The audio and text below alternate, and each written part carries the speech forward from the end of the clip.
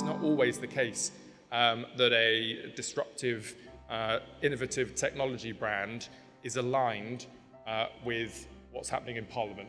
Normally we're way behind where you guys are, and it can often take years to try to catch up with the technology. But I think you're in a really great space here where the primary legislation, the policy debate, and what you're trying to do is broadly in the same space. So take that as encouragement for the work that you're going to do. People like this technology, they want it. It fits in with their lives, it fits in with the way they renovate their homes, and it avoids the whole, we need an army of people to go into people's houses and retrofit them in some sort of big collective action.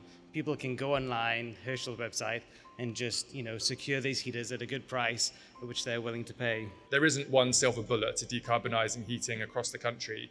It's one of those areas in policy where we're really behind. Heating has been very, very difficult, and yet the Committee on Climate Change tell us that it's the second largest national priority for reducing our carbon emissions around the country. And we also know that it's the area of decarbonisation that involves the public very intimately about their homes and their bills and their lifestyles.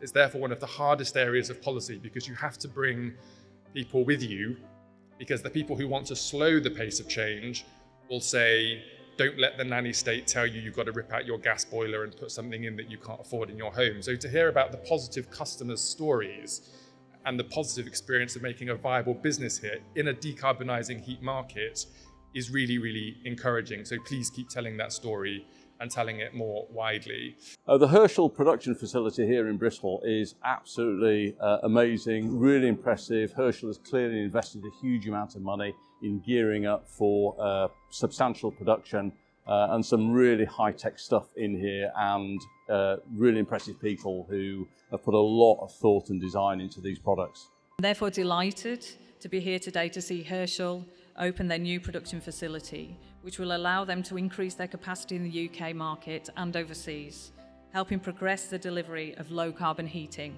and bringing us just a little bit closer to delivering that ever so important net zero target. So fantastic to see a company here actually focusing on production and getting the job done. This is a great case study for what we need to see happening in the British economy more broadly. We've heard how we're already bolstering supply chains within the UK. We've heard how we're exporting products around the world. This is the type of business that we need to see, not just here, but in every part of the UK. Come 2030, the Church of England may or may not have achieved net zero carbon. I hope it will be well on its way. One thing that is absolutely certain is that this initiative would have made a huge difference.